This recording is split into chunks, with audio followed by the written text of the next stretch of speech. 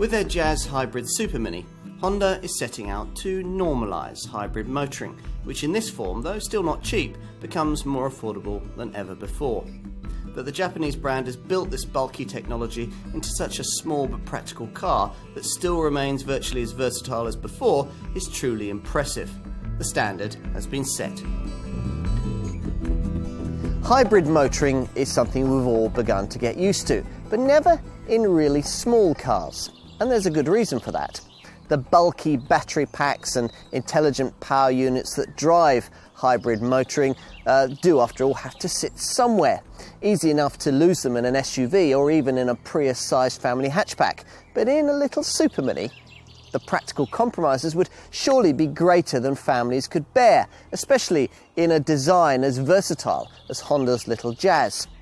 Yet here we are with the Jazz Hybrid, the first B-segment super mini-sized model with petrol-electric propulsion, and therefore, not surprisingly, the most affordable hybrid on the market. It claims to have incorporated its futuristic powertrain with virtually no compromise in practicality, something only possible because of the way that this 2008 generation Jazz was designed around this engine. So the clever magic seating system remains, even if the two-tier boot floor doesn't. For hybrid devotees who can't get on with Honda's quirky insight, it'll all be quite tempting. The conventional supermini set, though, may take a bit more persuading. After all, frugal as it is, this isn't a car that you'd buy on account of it saving you a few pounds at the pumps. Rival diesels or even conventional petrol-powered Jazz models, on the face of it, stack up better over the small mileages that cars like this tend to cover. So this Jazz must justify itself over a wider range of virtues. Can it do exactly that? Let's find out.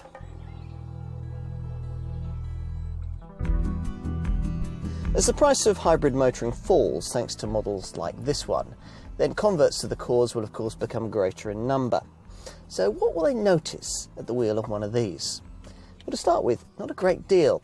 There's no Prius-like silence at startup, though you'll notice the refinement and you'll appreciate the seamlessness of the changes of the standard CVT automatic gearbox. This one of 4 elements that make up the hybrid recipe. The other 3 are also shared with Honda's Insight, the next model up in the Japanese company's range, and the other hybrid that the Suzuka concern offers to British buyers.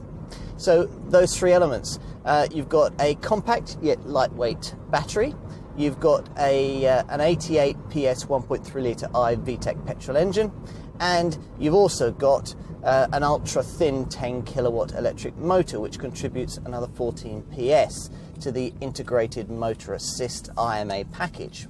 Honda's approach to hybrid is the simplest of the systems available on the UK market. One reason why the company can afford to undercut rival petrol-electric models.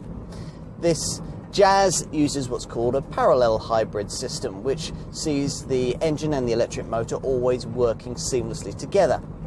Now, in contrast, arch rivals Toyota, who want to be able to offer buyers vehicles that can be plugged in and charged up, favour a more complicated power split hybrid system, which can enable the electric motor to function independently of the engine as well as in tandem with it. The third option is found in designs like GM's Volt concept car, which is able to generate its own electricity instead of relying on banks of heavy batteries. It all depends on how clever you really want to be.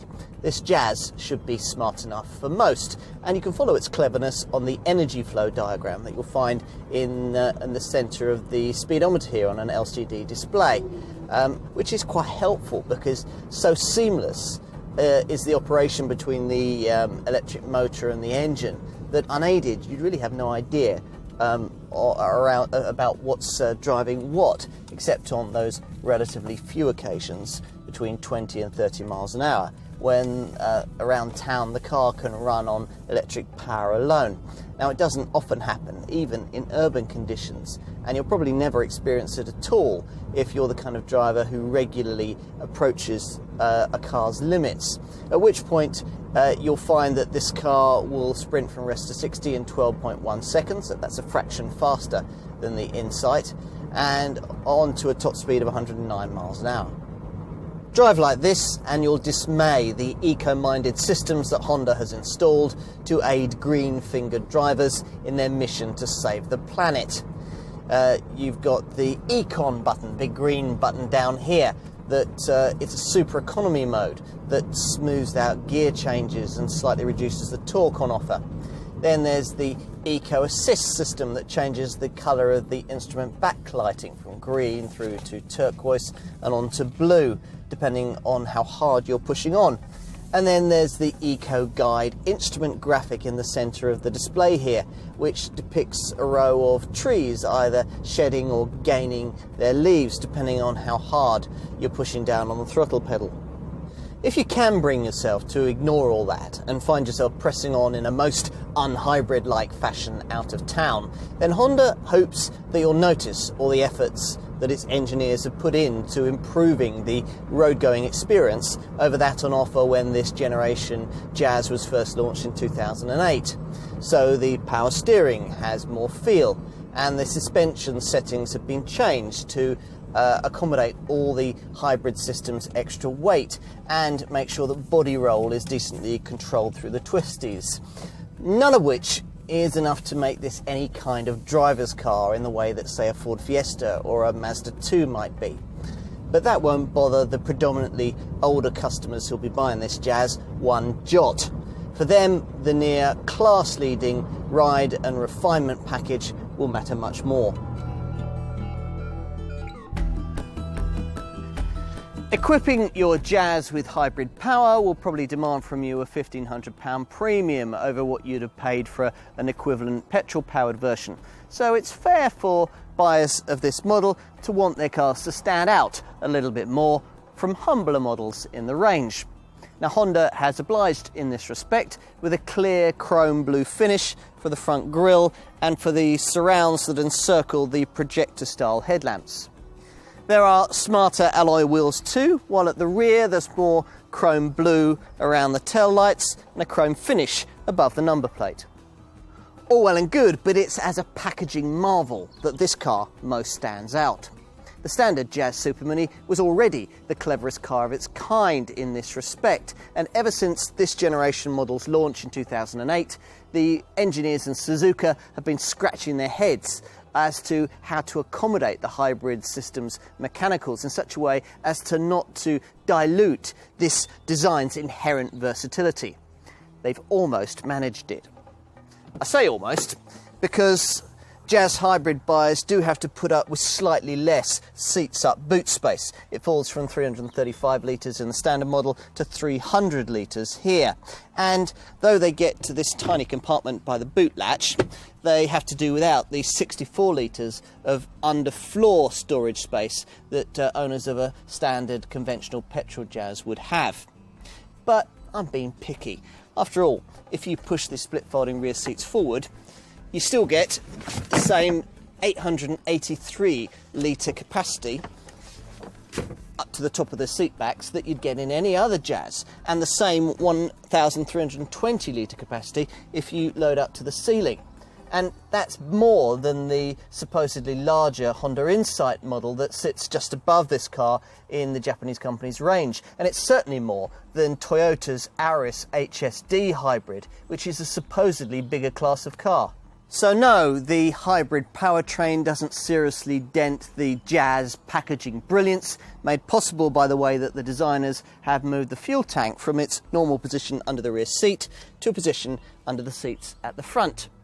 Now this has made possible Honda's famed magic seating system, by which, at the push of a lever or the pull of a button, you can transform the interior of your Jazz in, it's claimed, up to 180 different ways.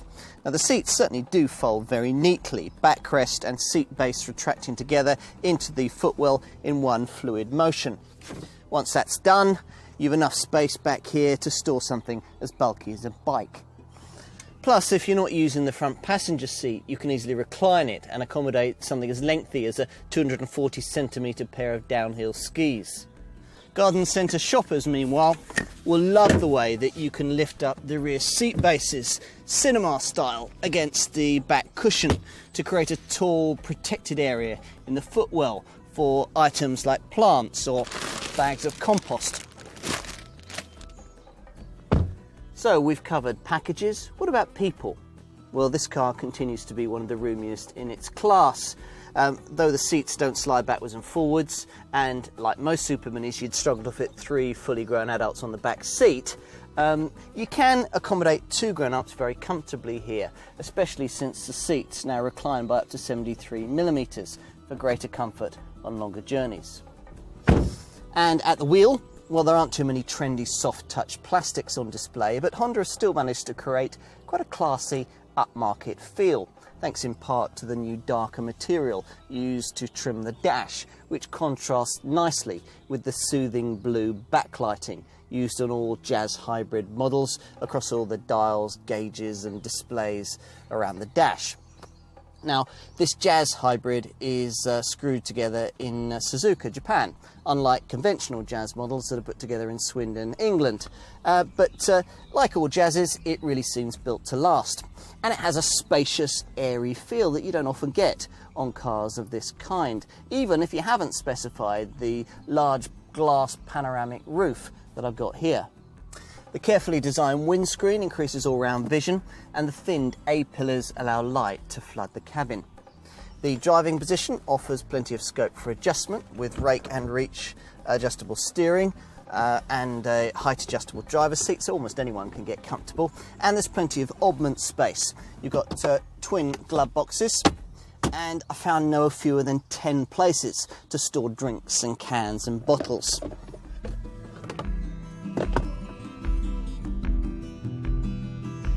Now, only about 10% of all Jazz buyers are expected to go for this hybrid model, and those that do will be likely paying somewhere in the £16,000 to £19,500 bracket, depending on the variant they choose.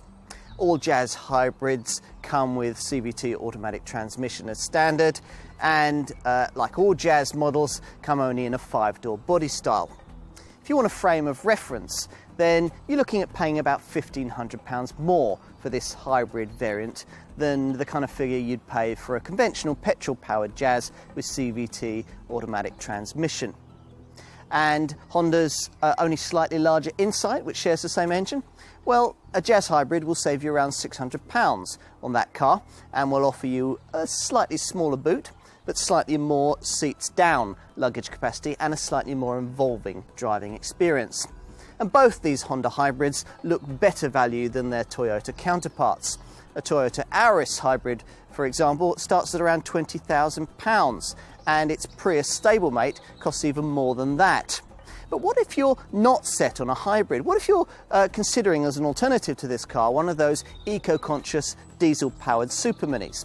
Well, it's true that a Ford Fiesta 1.6 TDCi E-Kinetic or a Vauxhall Corsa 1.3 CDTi EcoFlex 95 PS, one of those might save you around £1,500 over a Jazz hybrid. But you can't have an automatic gearbox on either of those cars, even as an option, and both are less flexible and less practical than this Honda. What about Volkswagen's Polo Blue Motion then, a car that, like this Honda, will hold its value very well? Well, that is a manual-only model too, and it only costs around £500 less in 5-door form. Standard Jazz models aren't especially well equipped in their most basic versions, but befitting the higher prices they're going to have to pay, Jazz hybrid customers do rather better. So whichever variant you choose in hybrid form, you'll find that you get climate-controlled air conditioning, dark rear privacy tinted glass, power Windows all round, power heated door mirrors, a height adjustable driver's seat, remote central locking, and an MP3 compatible CD stereo with AUX input and speed dependent volume control. On the options list, well, that big glass panoramic sunroof is tempting, and leather trim is also an option. Safety-wise, it's good to see that VSA stability control is standard across the board, and every model gets 6 airbags and anti-whiplash front head restraints. When you look at the bald statistics, a hybrid will always struggle on the face of things compared to diesel power. Hybrids, after all, are saddled with greater weight, and they must use petrol fuel and automatic gearboxes. So while a diesel supermini can return, say, 75 to 80 miles to the gallon on the combined cycle and put out a sub 100 grams per kilometre CO2 figure, this Jazz hybrid manages 62.8 miles to the gallon on the combined cycle and puts out 104 grams per kilometre of CO2. Now, compare that to what you'd get from a conventional petrol-powered Jazz with a CVT automatic gearbox, namely 51.4 miles to the gallon on the combined cycle and 128 grams per kilometre of CO2. That means that if you're comparing Jazz hybrid with conventional petrol Jazz from a financial point of view, you might struggle to make the sums add up. Even with the Jazz hybrid model's cheaper vehicle excise duty, when you take into account the hybrid model's more expensive upfront asking price, you'd need to travel around 80,000 miles in the first year of motoring to make the financial sums between the two equivalent. But that isn't the whole story. Against an ordinary petrol Jazz, this car will be quieter, faster, and will hold its value better. Against a diesel-powered supermini, this car will run on cheaper fuel, which will put out less nitrous oxide and particulate matter, so there'll be less of that choking black diesel smoke on startup. And the quick and efficient startup is something that you'll be appreciating quite often, because this car has a standard stop-start system that'll cut the engine when you don't need it, when you're waiting at the lights or when you're stuck in heavy traffic. Plus, being a hybrid means that there'll be no vehicle excise duty to pay in the first year of ownership, and it'll be a measly £10 a year every year thereafter. On top of all that, Honda reckons that this car will be cheaper and easier to maintain over its lifespan, and backs that up with a 3-year 90,000 mile warranty and an 8-year 100,000 mile powertrain warranty. You could also argue that owners are likely to get closer to the manufacturer quoted fuel and emissions figures, thanks to all the various eco driving aids that Honda has provided within the Jazz hybrid package. The useful LCD display here in the centre of the speedometer provides you at a basic level with instant fuel consumption and average fuel consumption figures, a range fuel indicator, and a service indicator that's based on actual driving conditions. But the Jazz hybrid goes much further than that. The first tool is the Eco Assist system, which changes the backlighting of the instruments here from green through turquoise and onto blue. But all this really tells you is how hard you're pressing on the accelerator. More useful, I think, is this Econ button, big green square button down here, which when you press it does much of the eco driving work for you. Smoothing out the gear changes, just costing you a little bit of torque, but giving you a super economy mode setting. If you're feeling especially sanctimonious, you can further switch this central display to Eco Guide mode.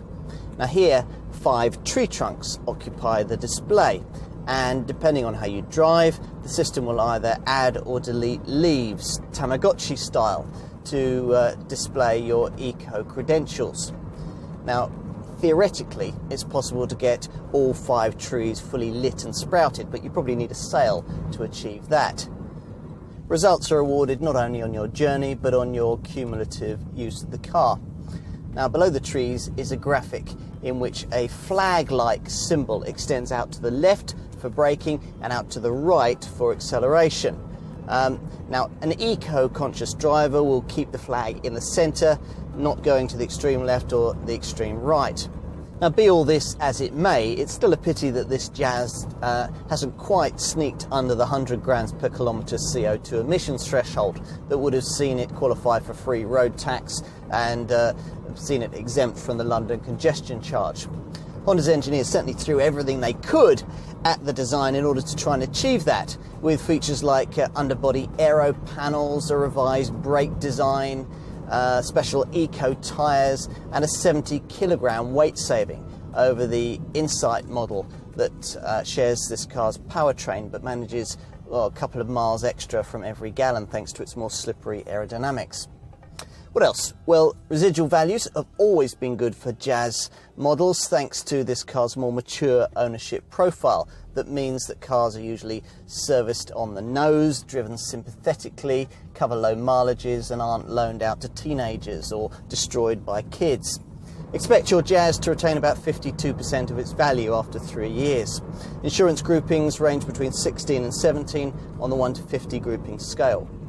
For those considering this car but cautious about adopting hybrid technology, it's worth pointing out that this petrol-electric setup is well proven in Honda's Insight and CR-Z hybrids. The Japanese company has been developing this technology for 20 years and has had hybrid products on sale for over 10 of those years, selling around 500,000 hybrids around the world. So though this technology may be new to the supermini sector, it's truly tried and tested.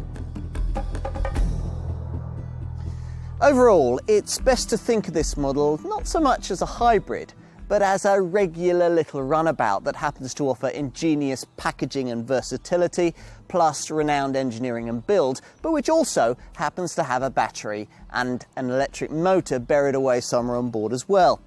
A clever solution to urban motoring that's very much of our times. It may not be the most frugal solution to the woes of city driving, but it's one that, given the chance, an awful lot of people would rather choose if they could afford to. I can see why.